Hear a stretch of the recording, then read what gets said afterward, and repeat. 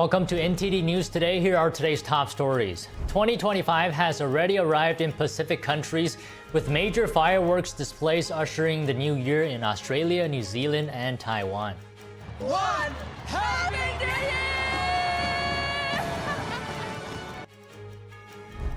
High alert in Times Square for New Year's Eve. The NYPD deploys heavy security, citing global tensions. A blackout hits nearly all of Puerto Rico on New Year's Eve, leaving more than 1 million utility customers in the dark. What officials say about the time needed to restore power.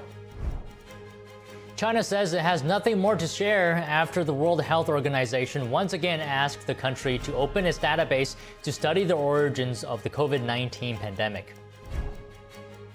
South Korea's worst aviation disaster in decades claims 179 lives. U.S. investigators are now assisting in the probe into the fiery crash at Muan Airport. 2024 was an exciting year in sports. NTD's Dave Martin takes a look back, ranking his 10 biggest stories of the year.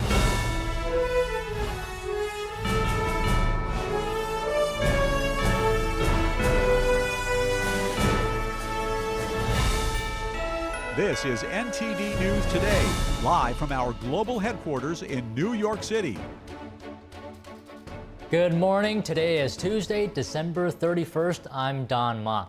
Now, while most of us are gearing up for New Year's Eve celebrations, 2025 has already begun in Australia.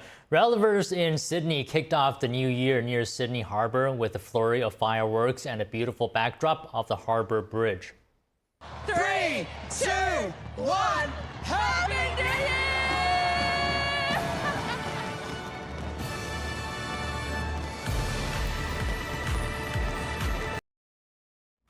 More than 1 million people gathered to watch the traditional fireworks. Earlier, British pop star Robbie Williams led a sing-along, and Indigenous ceremonies and performances acknowledged the land's first people. Countries in the South Pacific are the first to ring in the new year, with midnight in New Zealand striking 18 hours before the ball drops in Times Square in New York.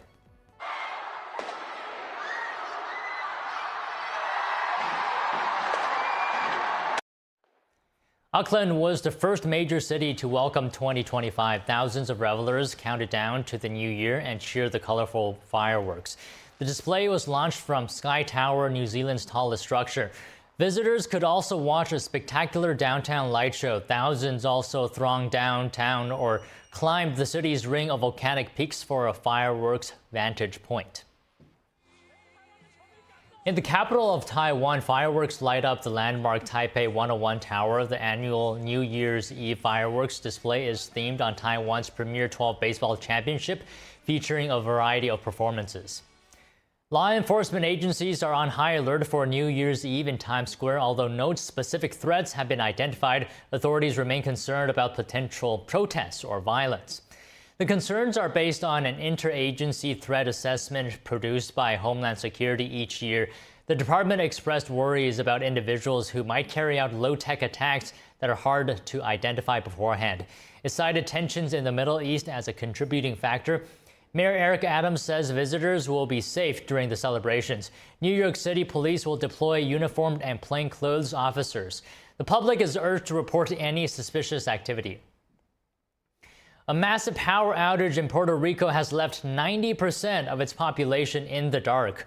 Puerto Rico's governor says a critical failure in the island's power grid caused a blackout. He said the government and providers are working to restore service as quickly as possible. Luma Energy said about 14% of its customers now have power again after a total blackout that began early this morning. Luma says it will take up to 48 hours to reach full restoration. The outage impacted nearly 1.4 million utility customers. Another major cyber breach hits a key U.S. agency. The Treasury Department says Chinese state-sponsored hackers accessed employee workstations. NTD's Daniel Monahan has more on what was stolen and how the theft was carried out. Chinese hackers have struck again, this time targeting the Treasury Department. The department confirmed the breach in a letter to lawmakers, calling it a major incident. According to the report, hackers exploited vulnerabilities in a third-party software provider called Beyond Trust. By gaining access to a critical security key, the attackers remotely accessed certain Treasury workstations and stole unclassified documents. The breach occurred on December 8th, and the compromised service has since been taken offline. While the number of affected workstations and the type of stolen documents remain unclear, the Treasury insists there's no evidence the hackers still have access. The FBI and the Cybersecurity and Infrastructure Security Agency are investigating. This breach is the latest in a series of cyber attacks by China's state-backed Salt Typhoon hacking group. The group has been tied to wide-ranging espionage campaigns, including targeting telecom giants like Verizon and AT&T. The Cybersecurity and Infrastructure Security Agency has urged those in senior government or political positions to immediately stop using regular phone calls and text messages, and to assume such traditional mobile networks are compromised. The agency is advising them to use only end-to-end encrypted communications. The hacking group has already successfully targeted now Vice President-elect J.D. Vance and now President-elect Donald Trump, as well as Vice President Kamala Harris. Daniel Monahan, NTD News. Washington, D.C.'s top prosecutor who led the investigation into the January 6 Capitol breach has announced his resignation. U.S. Attorney Matthew Graves said in a press release he will step down on January 16th, just days before President-elect Trump returns to the White House. Graves thanks President Biden and Attorney General Merrick Garland, saying that serving in this role had been an opportunity of a lifetime. Under Graves' watch, the office charged more than 1,500 defendants in connection with January 6. Most of these, nearly 1,000, have pleaded guilty. Trump says he will offer pardons to some of the defendants. The president-elect has not yet announced his pick for Graves' replacement. And what's left of President-elect Trump's classified documents case has been handed off to the U.S. Attorney's Office in southern Florida. That's according to court documents. Special counsel Jack Smith dropped the charges against Trump after he won the presidency in November. However, two other defendants in the case still face obstruction charges. Walt Nauta and Carlos Oliveira, who are employees of Trump, have pleaded not guilty. Now, Smith's team has officially withdrawn its case against the two men. Smith also says he's working to complete a final report on the investigation. An appeals court on Monday declined to grant President-elect Trump a new trial in the E. Jean Carroll sexual abuse case. We're now turning to our legal correspondent, Arlene Richards, for more. So, Arlene, this case goes back to the 1990s. Why did Ms. Carroll wait so long to sue Trump? Well, in 2019, she had published a book, and the New York Magazine had published an excerpt from that book in which she had stated that Trump had raped her. Now, Trump then publicly said, or he denied that he actually raped her, and he also said that she was lying. So she filed this lawsuit for defamation. Now, she didn't include any claims for damages for the actual rape. So in order for her to prove this defamation, or to win the defamation case, she has to prove that he actually did rape her. Now, Arlene, the jury found that Trump didn't rape Ms. Carroll, but they still awarded her $5 million. Why'd the judge allow it? Well, because Trump was the sitting president at the time, the case was delayed for a long time because, of course, he was trying to claim presidential immunity. In the meantime, in 2022, the state of New York passed this law called the Adult Survivors Act. And under that law, if you were an adult and you had been sexually abused at any time in your life, you had a 1-year window within which to sue your abuser for damages. So Ms. Carroll put the court on notice that she was going to be adding on seeking damages for the rape and sexual assault. So now in 2022, Trump is no longer the president. He again publicly states that he did not rape her and that she is lying. So she adds on another defamation claim onto the case. So this goes to the jury. The jury finds that she didn't prove that he raped her, but he did prove sexual assault, and therefore they awarded her the $5 million. I see. And Trump's attorneys argued that the trial court erroneously allowed testimony from two other women who had said that Trump sexually assaulted them, but the appeals court said it wasn't a mistake. How did they allow it? Well, according to the judge, or according to the appeals court, they said that there were a couple of rules of federal evidence in which if the case is about sexual assault, then they are permitted to bring in evidence of previous sexual assaults. Now, his attorneys argued, Trump's attorneys argued that this defamation claim wasn't about sexual assault, it was about a rape. And of course, the jury said she didn't prove that. But the appeals court said the whole case was about sexual assault, which presumably is because of this act. And so therefore they said there was no mistake. And so we know now that Trump's attorneys are going to appeal this. All right, Arlene, thank you very much for your analysis today. Thank you. And going into break now, coming up, New York's congestion pricing law is slated to take effect Sunday, and it's facing some last-minute resistance. A judge's ruling on a lawsuit challenging the policy is interpreted two different ways by the plaintiff and the defendant. Chris Beers breaks it down. A series of tornadoes tear through the South. Residents in a Texas county describe experiencing the severe storms.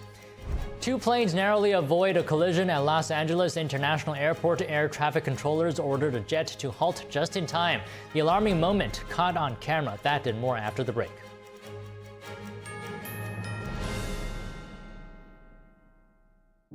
Hi, I'm Susan Lucci.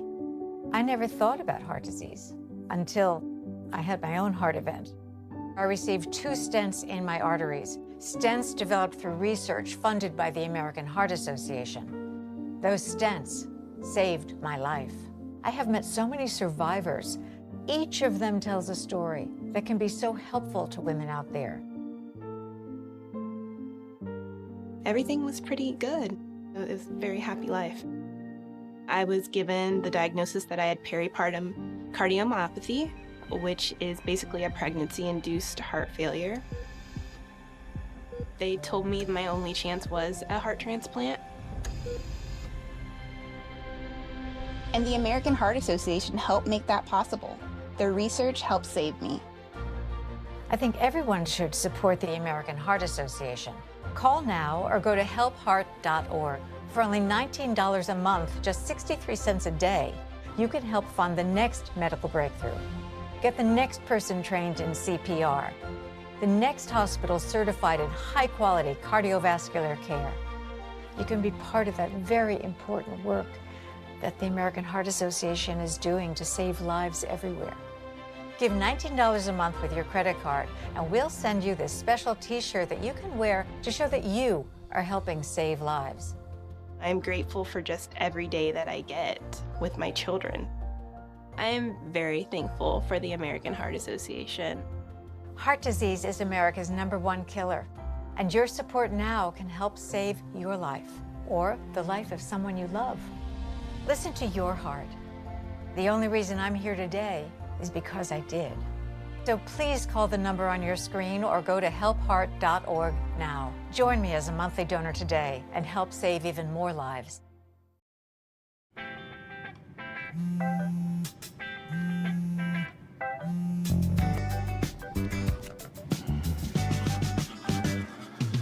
Baby, you see, you're so right for me, and I'm right for you.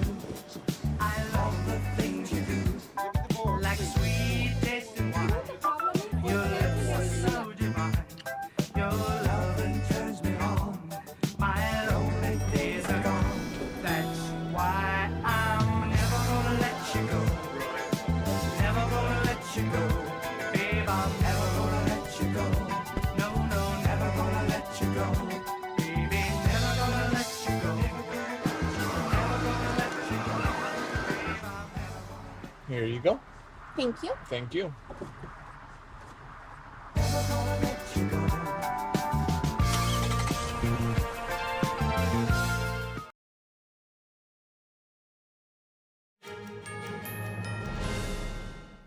Welcome back. A Monday court ruling on New York's controversial congestion pricing law is met with differing views. New Jersey challenged the first-in-the-nation law that requires automobiles to pay a fee for entering Manhattan south of Central Park. Now, those on both sides of the challenge are celebrating the ruling. How could that be? NTD's Chris Beers is here to explain. Chris, untangle this for us. Yeah, so Don, basically New Jersey is suing New York against this law based on environmental grounds. They're saying that if cars don't go into New York because of this congestion pricing law, some of them will end up in New Jersey, increasing emissions. So the judge ruled that the Federal Highway Administration has to weigh in. He remanded it to them until January 17th. What's interesting about this is that both the defendant and the plaintiff in this case are celebrating this ruling. You have MTA Chair and CEO Janno Lieber saying, "We're gratified that on virtually every issue, Judge Gordon agreed with the New York federal court and rejected New Jersey's claim that the environmental assessment approved 18 months ago was deficient." And then you also have New York Governor Kathy Hochul saying, "Our position has prevailed in court on nearly every issue. This is a massive win for commuters in both New York and New Jersey." So you have the governor of New York and the CEO of the MTA celebrating this. And what's interesting, like I mentioned, is that the lawyer for New Jersey, the plaintiff in this case, is also celebrating. And he's saying, we welcome the court's ruling today in the congestion pricing lawsuit. The reason for his celebration is because he's interpreting this ruling to remand to the FHA until January 17th as a stop or a hold or a pause to this law, saying that it shouldn't go into effect on Sunday. So we'll see what happens there. So the MTA is interpreting this ruling as a win. Does that mean the congestion pricing law will go into effect on Sunday as planned? Well, if MTA's plans have anything to do with it, then yes. They're basically acting like this is just going to keep going. It is going to go in effect on Sunday. That's kind of how they're conducting themselves. And if it does indeed go into effect, there are a few things you can do if it's going to impact you. Basically, for some people, 5 days a week, 50 weeks a year, that's over $2,200 per year if you're getting hit with the base $9 a day fee. And for some people, that's a lot. So, of course, you could take the train, you could take the bus into New York City, and that can save you on gas as well as wear and tear on your car. And there are also rideshare options, carpooling options. Craigslist.org, you can get all kinds of things on there. You can also meet people who are going to the same place you are to potentially ride with them in their car. And you, of course, work something out with them. It's basically arranged on a per-ride basis, pretty ad hoc. There's a little more formal type of system, 511nyrideshare.org, run by New York State. It's a little, again, more formal. It connects people with other people going certain places. All right, Chris, thanks for the information today. Thanks, Tom. And up next, former President Jimmy Carter is expected to lie in state at the U.S. Capitol while memorial services go ahead. Congressional leaders say yesterday they will ask the House and Senate to pass resolutions approving the arrangement, though these are usually a formality. Visitors will be able to pay their respects at the Capitol Rotunda, though increased security since 2021 will add a layer of challenge. The ceremonies for Carter's funeral will begin on January 4th, and he will be buried in Plains, Georgia on January 9th. The former president's family will travel to Maranatha Baptist Church, which Carter used to attend for a private funeral service before the burial. President Biden returned to the U.S. mainland today after a short vacation in St. Croix, U.S. Virgin Islands. The Bidens were greeted on the tarmac by Virgin Islands Governor Albert Bryan Jr. and Congresswoman Stacey Plaskett. The president and his wife will be traveling to the president's home state of Delaware. And moving now to Mexico, authorities have arrested 3 people in connection with the murder of a Mexican migration agent. The incident comes just weeks before an anticipated crackdown on illegal immigration after President-elect Trump takes office. Investigators in Mexico confirmed the agent suffered a head injury, he was found dead yesterday. 2 Venezuelan men and a Colombian national were detained as suspects. Mexican authorities said the agent was attacked at a checkpoint just across the border from El Paso, Texas, when he asked a number of foreign nationals for their IDs. Cleanup was underway yesterday after a strong storm system with high winds and tornadoes tore through the southern U.S. At least 4 deaths have been reported. NTD's Andrew Thomas has the latest. As of Monday afternoon, over 30 tornadoes have been confirmed. 2 of the twisters had peak winds of about 140 miles per hour. In Montgomery County, Texas, Sasha Zamora was trying to put her baby to sleep when she realized how severe the storm was. It was a catastrophe. It was incredible. The ground was shaking. It was the wind was so strong. I can feel it, and it only happened a matter of seconds. Carlos Benitez was already working to rebuild his auto repair shop in the New Caney area near Houston. Here in my shop working, when I needed only the air blow, in 30 seconds, maximum 1 minute. In 1 minute, me close my eyes. When I need it open, everything's down. The damage left in the tornado's wake spanned from the Lone Star State to South Carolina. Montgomery County officials said about 50 homes sustained major damage. 30 were completely destroyed. Andrew Thomas, NTD News. The Federal Aviation Administration is investigating an incident after a close call on the runway at Los Angeles International Airport. A Delta plane last Friday came very close to a chartered jet carrying the Gonzaga University men's basketball team. Southwest 1346, West Tower, good afternoon, wind 120 with 6. Key line, stop. Wow. In the years I've been doing this, I've never heard an ATC controller tell a plane to stop. The FAA said air traffic controllers directed the chartered plane to hold short of a crossing at a runway at LAX because a second aircraft was taking off. The chartered jet crossed the hold bars. Air traffic controllers told the pilots to stop. The jet never crossed the runway edge line, according to the FAA. In a statement, Gonzaga said it's grateful the incident ended safely and team members were not aware of the situation as it happened. Delta said its flight operated as normal and that it's cooperating with the investigation. Changes are coming for some Medicare beneficiaries. Those who take a lot of pricey medications will get a bigger break in 2025. That's when the $2,000 annual cap on out-of-pocket costs for drugs go into effect. An interim ceiling of about $3,500 was in place for 2024. The limit is one of the Inflation Reduction Act's provisions to lower prescription drug prices for Medicare enrollees. Before the law, there was no cap. The AARP estimates more than 3 million enrollees who do not receive Medicare's low-income subsidies should benefit from the $2,000 cap. Coming up, China said there's nothing more to share when the WHO once again asked the country to open its database for studying the origins of the pandemic. A South Korean court has issued an arrest warrant for President Yoon Suk-yeol, marking the first time a sitting president of the country has faced arrest. Russians tried to stick to a tighter budget this winter amid persistent inflation, and residents in Russian-controlled parts of Ukraine hope for peace. That and more after the break.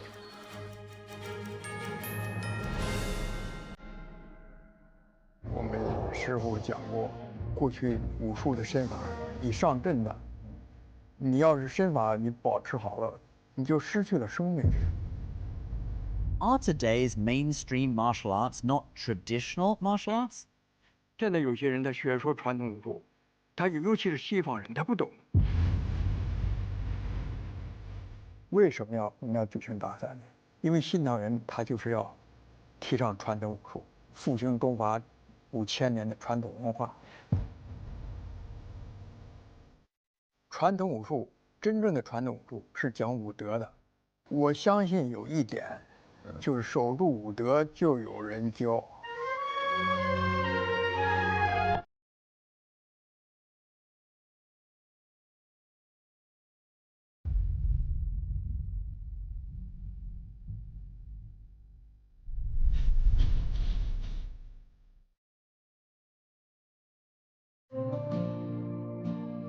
Imagine a coffee that cares for your health. Expertly fermented with a 50 enzyme complex to enhance flavor and remove bitterness.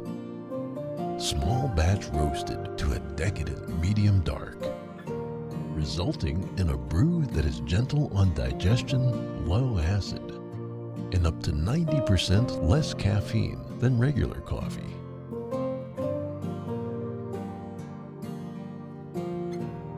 Try America's first enzyme fermented coffee today.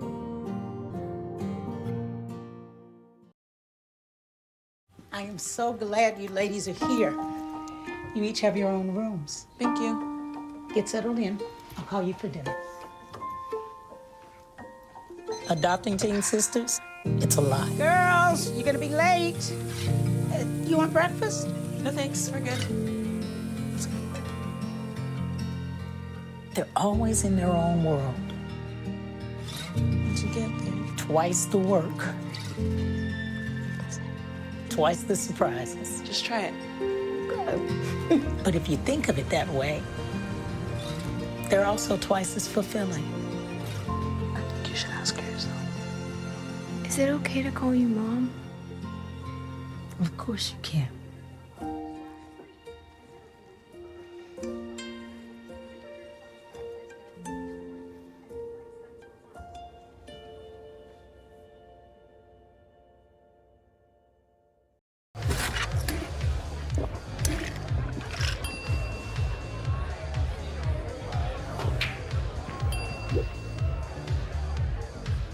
If you need to do something to feel okay to drive, you're not okay to drive. Don't drive buzzed.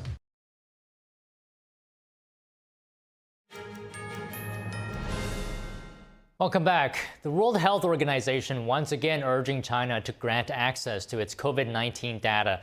5 years ago, the country detected the first cases of the virus, which later impacted the entire world. China responded today that it has nothing else to share, despite the WHO's repeated requests. A House Select Committee on the pandemic concluded its 2-year investigation earlier this month, alleging the COVID-19 pandemic likely originated from a lab in Wuhan. Venezuela is fining TikTok $10 million for allegedly failing to protect children from harm. The country's Supreme Court said yesterday the social media company failed to implement measures to stop the spread of dangerous challenges. Back in November, President Nicolas Maduro blamed TikTok for the death of a 12-year-old girl. She allegedly died after taking part in a viral challenge to take tranquilizer pills and resist falling asleep. Venezuelan officials have also blamed TikTok for the deaths of 2 other children in the last month. TikTok did not immediately respond to media requests for comment. Maduro's government has routinely censored news channels and websites. In August, Venezuela banned the social media platform X, while thousands of demonstrators were protesting Maduro's controversial re-election. Turning now to that deadly plane crash in South Korea, U.S. investigators have now joined in on an on-site probe into the disaster. The plane crashed into a wall at Muan Airport, killing 179 people. NTD's Daniel Monahan has the latest.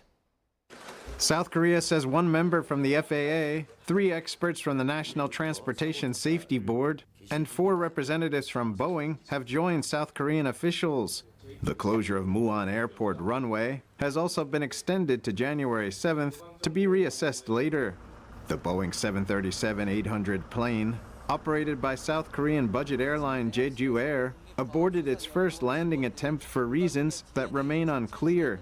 During its second landing attempt, it received a bird strike warning from the ground control center before the pilot issued a distress signal. The plane landed without its front landing gear deployed, overshooting the runway. It slammed into a concrete fence and burst into a fireball. John Cox, CEO of Safety Operating Systems, described the evidence as really unusual and very tragic, and questioned the presence of a concrete fence near the runway. Probably what struck me the most about it was why that concrete berm was there, because that airplane could have stopped. People could have gotten off of it if they hadn't hit that concrete berm. Why was it there? Cox also noted that the landing gear was not deployed and the wing wasn't configured for landing. Which means it was still set up for high-speed flight. All of that resulted in the airplane approaching the runway at a much higher speed than normal. That is not something a pilot would do if they had other alternatives. Transportation Minister Park Sang-woo said Tuesday that 174 victims of the 179 people killed in the crash have been identified. I'm sorry, but there are 5 people who have not been identified yet. They need more precise testing for results, and I've heard it is due to various reasons. Sunday's crash was the country's worst aviation disaster in decades. Daniel Monahan, NTD News. A South Korean court has authorized the arrest of impeached President Yoon Suk-yeol, marking the first time a sitting president of the country has faced arrest. Here are the details. Investigators allege Yoon led an insurrection one of the few charges for which a South Korean president does not have immunity. The arrest warrant was issued by the CIO, or South Korea's Corruption Investigation Office for high-ranking officials, and was approved by a district court in Western Seoul. Yoon's lawyer Yoon Gap-gun spoke to media on Tuesday, arguing the warrant against his client is invalid. I question whether the issuance of such an illegal warrant aligns with the principles of the rule of law. It is our position that this unlawful arrest warrant request is illegal and invalid. The declaration of martial law is a power granted to the president under the Constitution. The president exercised this authority legitimately as part of their duty to protect the constitutional order of the nation. Yoon had already ignored summons for questioning 3 times since his martial law declaration. His supporters rallied outside his residence on Tuesday as they faced off with his critics. In a statement, South Korea's Presidential Security Service said it will treat the arrest warrant according to due process. Previously, the service had blocked police attempts to raid the presidential office as part of an investigation. Meanwhile, Yoon's impeachment trial is underway at South Korea's Constitutional Court. The next hearing in that case is set for Friday. Turning now to South Korea's political crisis, the country's acting president Choi Sang-mok vowed quick action today. He aims to fill 3 constitutional court vacancies to restore stability. This follows the impeachment of 2 predecessors, sparking political turmoil. Choi, who is South Korea's finance minister, became acting leader last Friday. Prime Minister Han Duck-soo was acting president since December 14th. He was impeached for delaying court appointments. The decision against Han followed President Yoon Suk-yeol's suspension after a failed martial law order on December 3rd. Choi pledged to appoint 2 justices now and a 3rd later, pending agreement between ruling and opposition parties. Choi urged unity to address economic risks and the aftermath of South Korea's deadly plane crash. Now to Germany, where Chancellor Olaf Scholz is appealing to his fellow citizens to vote in a snap election in February. The country is deeply divided over immigration and the economy and the war in Ukraine. We are not a country of opposites, nor are we a country of bypassing each other, but a country of togetherness. And we can draw strength from this, especially in difficult times like these. And these are difficult times. Scholz started his New Year's Eve address by offering condolences to victims of a car ramming attack at a Christmas market on December 20th. The attack killed 5 and injured 200. The suspect is a doctor born in Saudi Arabia. Germans will head to the polls in a parliamentary election on February 23rd. The election follows the collapse of a Scholz-led coalition government. Scholz also alluded to a recent standoff with entrepreneur Elon Musk. Musk has endorsed the conservative AfD party and called for Scholz to resign. The German chancellor remarked that the future of Germany will not be decided by the owners of social media channels. The Biden administration today imposed sanctions on entities in Iran and Russia, accusing them of attempting to interfere in the November election. The entities include a subsidiary of Iran's Revolutionary Guard Corps and an organization affiliated with Russia's military intelligence agency. The Treasury Department said the entities aim to stoke socio-political tensions and influence voters during the 2024 election through disinformation campaigns. The 2 entities allegedly used generative AI tools and deepfakes, manipulated videos, and circulated disinformation about candidates. An annual U.S. threat assessment released in October said the U.S. sees a growing threat that China, Russia, and Iran attempted to influence the elections. President Putin delivered his New Year address to Russians nationwide. He promised confidence and progress for the country in 2025 and highlighted what he called Russia's unity and resilience in the 21st century. He highlighted Russian soldiers fighting in Ukraine, calling them true heroes, though he avoided details or predictions about the ongoing conflict. Meanwhile, Ukraine said on Tuesday that one of its naval drones shot down a Russian helicopter with a missile. It says another Russian helicopter was damaged but managed to reach an airfield. Russia launched missiles and drone strikes on Ukraine early Tuesday. Explosions hit Kyiv and regions like Sumy, damaging buildings. No casualties were reported in the capital. Russia says the strikes hit a Ukrainian air base and factory. Many Russians are trying to stick to a tighter budget this winter amid persistent inflation. Surging prices for staples such as butter are hitting lower-income communities. the hardest. NTD's Andrew Thomas has more. Ordinary Russians from Moscow to Siberia are struggling. Natalia Mureva says flour, fruit, vegetables, and meat have gotten pricier. This is why the holiday is turning out to be a modest one. By the way, I refused to attend our office party. Today, our employees are going there, but I decided that it would be costly. Retiree Vyacheslav said he was noticing prices rising from one day to the next. He says the price of his favorite cheese has risen between 15 and 20% since September. It is, of course, not very nice or convenient for people at the moment. We understand that the country is in a difficult situation at the moment, but nevertheless, I would like for grocery prices not to grow so quickly. Russians are gearing up for New Year celebrations and nationwide holidays in the first weeks of January. This year, they have had to spend a lot more. Way more expensive. Way more expensive. It is heavy on the pocket. All the past New Year's used to meet the budget, more or less. Now the expenses are big, maybe 3 or 4 times bigger than before. Student Veronica Arafieva says she sees inflation hitting everything. Public utilities are getting more expensive, taxes are getting higher. It is very noticeable. When you go to the shop, a loaf of bread that once cost 20 rubles now costs 50 rubles. Such things are very well noticed. Chocolate lover Sergei Shorshirin said inflation is hitting his sweet tooth. Personally, I like chocolate. When I see price of a chocolate bar, I get scared. So you have to deprive yourself of the pleasure some days. Let's say you take for tea not 2 bars, but just 1. According to Russia's central bank, inflation could reach as high as 9.8% by the end of the year. Western sanctions over Moscow's war in Ukraine has Russians taking hits to their wallets as well. Andrew Thomas, NTD News. Residents in Russian-controlled parts of Ukraine said they hoped for a peace settlement in 2025. Some say they expect President-elect Trump to follow through on his campaign promise to end the war. NTD's Andrew Thomas has the details. Sevastopol local Igor Gontar says he wants his children to be safe in the coming year. He expects a peace deal to be made after President-elect Donald Trump returns to the White House. I expect that after Trump, after he takes the office as the American president, I hope and I really expect that there will be peaceful skies. That's for sure. There will be peace talks and we will make peace. Everything will be quiet. Fellow Sevastopol resident Vasily Yatsev was doubtful. When Trump was president, he introduced sanctions against Russia, so I don't expect anything good from him. Vladimir Tyunin was critical of the incoming president as well. He says he believes Russia is in a strong negotiating position. I believe that Russia should set its own terms as the winner, and our country should not listen to anyone.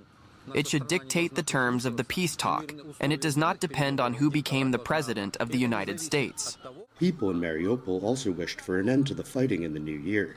Local resident Roman said he felt positive about Russian President Vladimir Putin and Trump reaching a peace deal.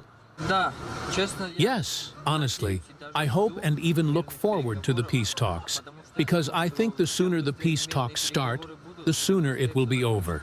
Mariupol resident Natalia had just one desire for 2025.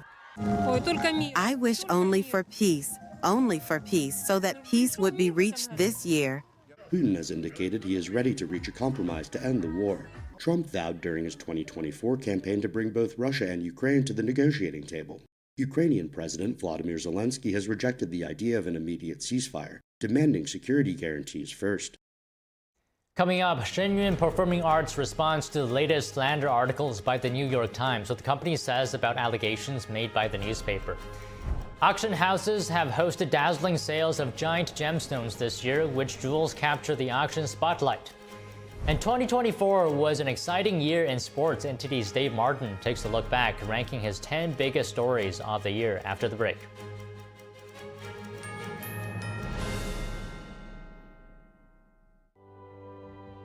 There's a whirlwind of emotion and activity going on in this painting.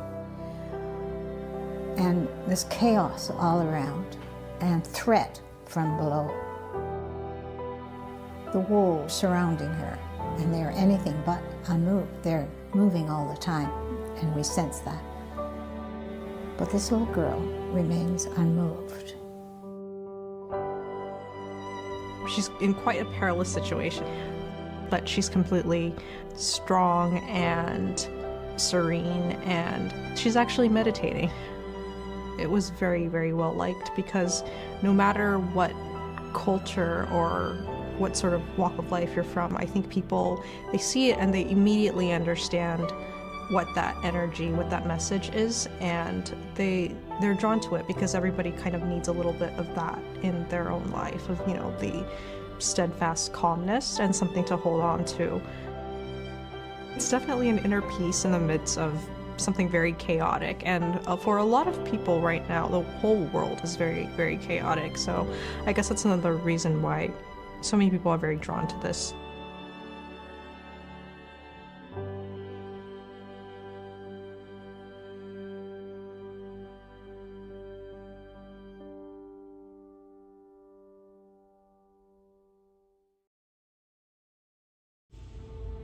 That first time seeing my son, I feel like my life did a 180.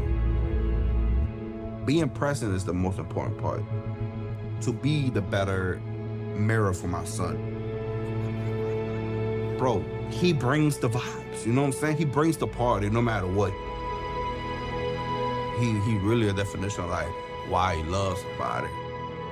And I love him to the death of me. Kids love it. Parents trust it. Obviously. Explore GJW Plus Kids Series and Ganjiong Campus courses led by expert educators. This is spectacular. Children will learn values like respect, responsibility, and knowledge in language, science, and more. Wow. All while having fun. Perfect. Subscribe today at GJW Plus Kids, where learning meets fun. For the day's top headlines and the news you need to know, tune in right here to NTD Evening News.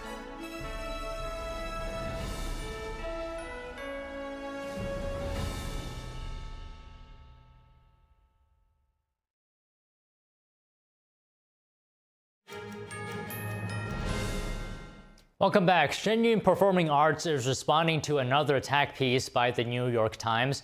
The Times has run at least 9 articles in 5 months targeting Shen from different angles. The latest piece recognizes the arts group's remarkable success since it was founded in New York in 2006. But Shen says the article gets completely wrong how Shen realized that success. For full transparency, NTD is a media sponsor of Shen. Shen was founded by practitioners of the spiritual practice Falun Gong who fled persecution in China. Its mission is to preserve traditional Chinese culture and raise awareness about human rights abuses in China today. Many people around the world who believe in the cause or have been affected by the persecution in China volunteer their time or donate money to promote the show. Shen says the New York Times' latest article completely misses this point and suggests Shen only cares about making money. Like other performing arts companies or nonprofits, Shen receives some donations from supporters, but unlike other performing arts companies, it runs a self-sustaining business model without ongoing support from the government or corporate sponsors. Shen says the New York Times narrative belittles its community and misrepresents why kind-hearted people have helped the group over the years. In recent years, the New York Times has turned outright to attacking the Falun Gong community in the United States, particularly Shen. In a recent statement, the Falun Dafa Information Center questioned the timing of the Times' recent articles. It says they coincide with whistleblower reports that the Chinese Communist Party has launched a new campaign to eliminate Falun Gong overseas, including through media reports by outlets without visible ties to the communist regime. Auction houses have sold some huge gemstones for multi-million-dollar prices this year. Let's take a look at some of the dazzling jewels. This huge yellow gem is called the Walnut Diamond, the star of an auction that was to be held in Geneva and valued at $6.1 million to $7.1 million. The stone itself weighs 101.29 carats, is fancy vivid yellows, the very top color, and is VS2 clarity, so of high clarity. What's particularly notable about this stone is the high crown, if you may see it here. It's an older cutting style. Auction house Christie's had the pretty in pink Eden Rose. It's a round, brilliant, 10-carat, fancy, intense pink, internally flawless diamond. It went on to sell for more than $13 million. The mines are not producing colored diamonds in these sizes anymore. You know, the production is done, so diamonds as you see them, especially colored diamonds, are going to get more and more scarce, more and more rare, and more expensive. Another piece of jewelry was the rare 18th century 300-carat diamond necklace. It went for approximately $4.8 million. Speculation was that this necklace may feature diamonds linked to a scandal that damaged the reputation of Marie Antoinette. It is a fact that the infamous Collier de la Reine was stolen in France, brought to London, and dismantled in London and sold and made into different jewels during that exact period. To have this amount of diamonds, of this quality, and of that source, all arrows point to the fact that originally maybe these stones were from that necklace. Geneva hosted a trade fair of the world's most luxurious timepieces called Watches and Wonders. It also featured the Eternal Calendar. Makers claim it to be the most accurate moon phase watch ever produced. Police are searching for a burglar who pulled off one of the biggest known thefts from a British home. Police say the thief stole more than $12.5 million worth of jewelry and luxury handbags from a London residence. About $18,000 in cash was also stolen. According to police, a white man in his late 20s to 30s entered the home through a second-floor window on December 7th. He had his face covered during the incident. The residents weren't home at the time. From the Olympics to the Super Bowl to baseball, 2024 was an exciting year in sports. NTD's Dave Martin takes a look back, ranking his 10 biggest stories of the year. You know, 2024 gave us an historic rise in women's basketball viewership, a comeback by a 58-year-old boxer, and the biggest contract in professional sports history. But as we count down the top 10 stories of 2024, we start on the gridiron as the Kansas City Chiefs won their second straight Super Bowl back in February. Now, what had previously been the highest scoring team in the league, the Chiefs instead relied on a stout defense to march through the playoffs and beat San Francisco 25-22 for a thrilling overtime win. Number 9 takes us to the hardwood courts in Boston as the Celtics beat the Dallas Mavericks in 5 games to win the NBA title. The Celtics used a two-way lineup of players who could both hit the three on one end and play tenacious D on the other end to win the title. The championship marked their 18th in franchise history, breaking a tie with the Lakers for the most all-time. Number 8 takes us to the tennis courts in Spain, where all-time great Rafael Nadal said goodbye to the game. Nadal won 22 Grand Slam titles in his career, second only to Novak Djokovic's 24. A powerful left-hander, Nadal will forever be remembered as the king of clay courts, in particular winning the French Open a record 14 times, more than anyone else. Number 7 brings us to the boxing ring, as 58-year-old former heavyweight champion Mike Tyson made a return to the ring nearly 2 decades after his last sanctioned fight to fight YouTuber Jake Paul in a Netflix streamed fight. Paul won the youth versus experience matchup via unanimous decision in front of a reported record TV audience of 60 million households. Number 6 brings us to the golf links, or in this case, just outside the course. On a rainy morning in May, world number 1 Scottie Scheffler was arrested just outside the PGA Championship after attempting to drive around the scene of a fatal crash. After being booked and charged with assault of a police officer, Scheffler was released just in time to make it back to the course on time and incredibly score a 66 on the day. He would eventually place 8th in the major tournament, while his charges were ultimately dismissed just 2 weeks later. Number 5 takes us to the Paris Olympics, where this past summer, Simone Biles not only led Team USA to a gold medal performance, she also became the oldest at 27 to win the individual all-around. Her incredible performance also included a gold in the vault and a silver in the floor routine, giving her 4 medals at these games and 11 Olympic medals in her career, the second highest total of all time. For number 4, we stay in Paris, but this time we go to the hardwood courts, where Team USA used an incredible comeback to down Serbia in the semifinals, where they would eventually win gold. The Americans trailed by as many as 17 points in the game and 13 heading into the final quarter before finally turning up the pressure. Led by Steph Curry's 36 points and LeBron James' triple-double, Team USA owned the final 10 minutes and eventually took the lead with just 2.5 minutes left and won, sending them to the gold medal game, where they would beat France for their 5th straight gold medal. For number 3, we stay on the hardwood courts of basketball, but this time for the women's game, as more people tuned in to watch the women's NCAA title game than the men's. Now, this seems to be linked to the viewership Iowa's Caitlin Clark brought to the game. Her Hawkeyes win over LSU in the Elite 8 drew a then women's record 12.3 million viewers. But that was topped by her next game, and then again 2 days after that, Clark's final game. That was the national championship game against South Carolina. That record was topped again as more than 18 million viewers tuned in to watch. Number 2 takes us to the baseball diamond, or at least the owner's box above it, as all-star outfielder Juan Soto signed the biggest contract in professional sports history, $765 million over 15 years. The mammoth deal even topped Shohei Ohtani's $700 million deal signed just a year ago. And finally, for number 1, we stay in baseball, as Shohei Ohtani became the first member of the 50-50 club, hitting 54 home runs and stealing 59 bases, winning his 3rd MVP in the process. And just for good measure, he led his Dodgers to a World Series title, topping the Yankees in 5 games. Well, there you have it, folks. My top 10 biggest stories of 2024.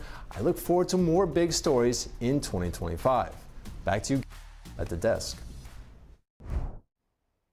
For round-the-clock original news coverage, watch us live at ntd.com/live or download our NTD app. If you have any feedback, please email us, and Happy New Year.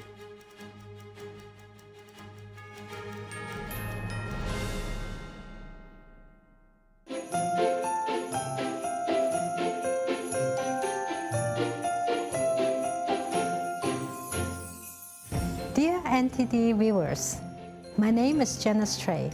I'm the CEO of NTD. Just as a plum perseveres in the winter and blossoms, it spreads hope and renewal. May this new year add new beauty and light in your life.